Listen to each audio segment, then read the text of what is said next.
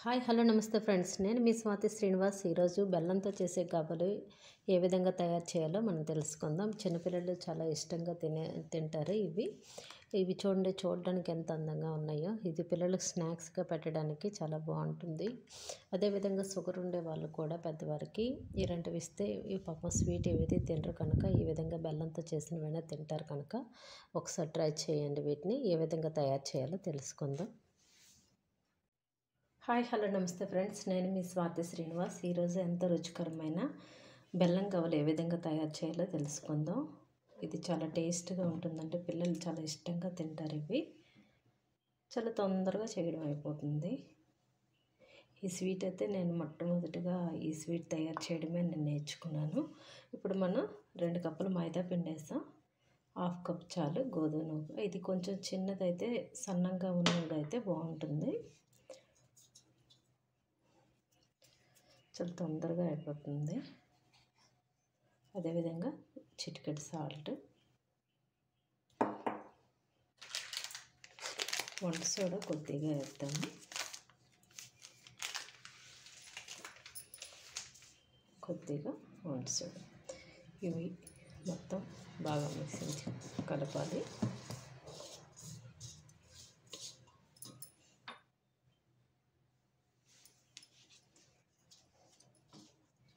వీటిలో మనం నెయ్యి అయినా వేసుకోవచ్చు.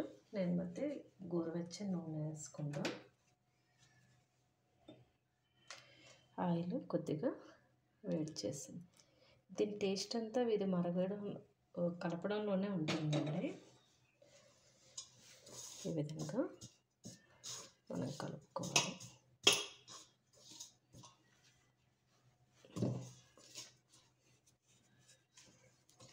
కలిపేటప్పుడు మనకి ఇది మొత్తం పిండి మొత్తంకి ఆయిల్ పట్టేటట్లు మనం కలుపుకోవాలి. ఉండలు కట్టకుండా నీట్గా.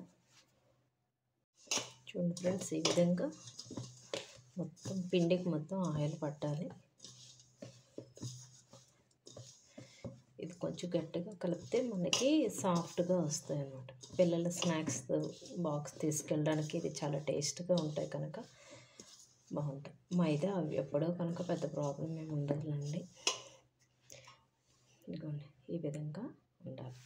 ఇప్పుడు మనం వాటర్ వేసి కలుపుకుందాం. ఒకసారి ఎక్కువ వేసి వద్దు వాటర్.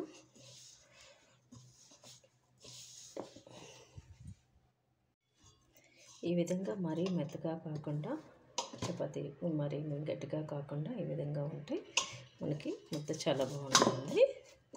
వీటిని మనం మూత పెట్టేసి ఒక 10 నిమిషాలు సైడ్ కొంచెం చేతులకి ఆయిల్ పెట్టుకొని ఈ విధంగా చిన్న చిన్న ఉండలుగా మనం తయారు చేసుకోవాలి. మరి పెద్ద సైజు అయినా బాగా కనుక ఈ సైజులో మనం తయారు చేసుకోవాలి. ఇప్పుడు మనకి ఈ విధంగా గవ్వల పీట ఒకటి ఉంటుంది. వీటికి మనం ఆయిల్ రాసి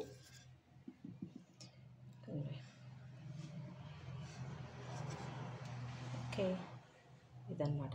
ఈ విధంగా తయారు చేసుకోవాలి. ఇలా పెట్టి ఇక్కడి నుంచే మనం స్టార్ట్ చేస్తూ ఇలా వస్తే మొత్తంకి బాగుంటుంది. ఈ విధంగా చిన్న చిన్న గవ్వలుగా మనం తయారు చేసుకోవాలి. పిల్లలు చాలా ఇష్టంగా తింటారు. చాలా తొందరగా అయిపోతుంది. ఓకేనా, బాగున్నాయా? ఈ విధంగా మిగతావన్నీ మనం రెడీ చేసుకుందాం. ఇప్పుడు ఆయిల్ హీట్ ఎక్కింది. వీటిని వేసుకుందాం. ఇవి గోల్డ్ కలర్ వచ్చేటంత వరకు వీటిని వేసుకుందాం.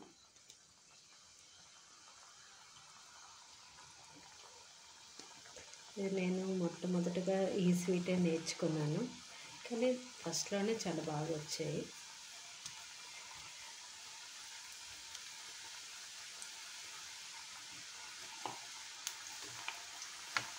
ఓకేనా,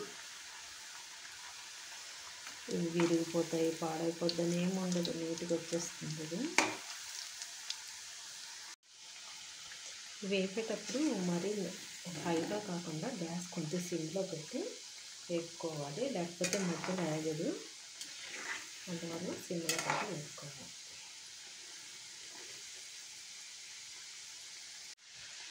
చూడండి ఈ విధంగా గోల్డ్ కలర్లో మనం వచ్చేటంత వరకు అయిపోయి మనం తీసేద్దాం.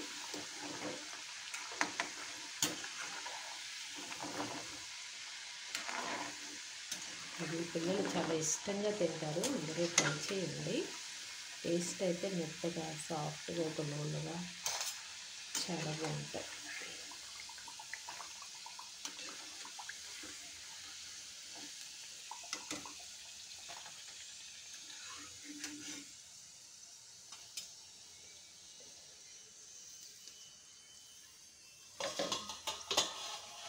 మిగతా కూడా అదేవిధంగా అన్నీ వేసుకుందాం.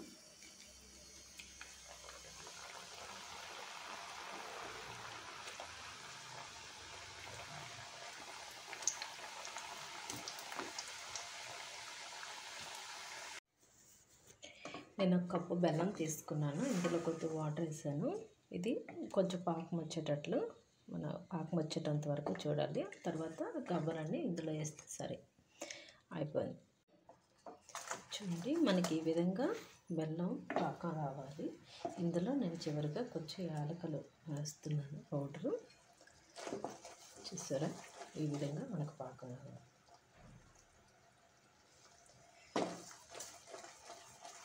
కొద్ది సిమ్లో పెట్టుకొని మనం ముందుగా చేసుకొని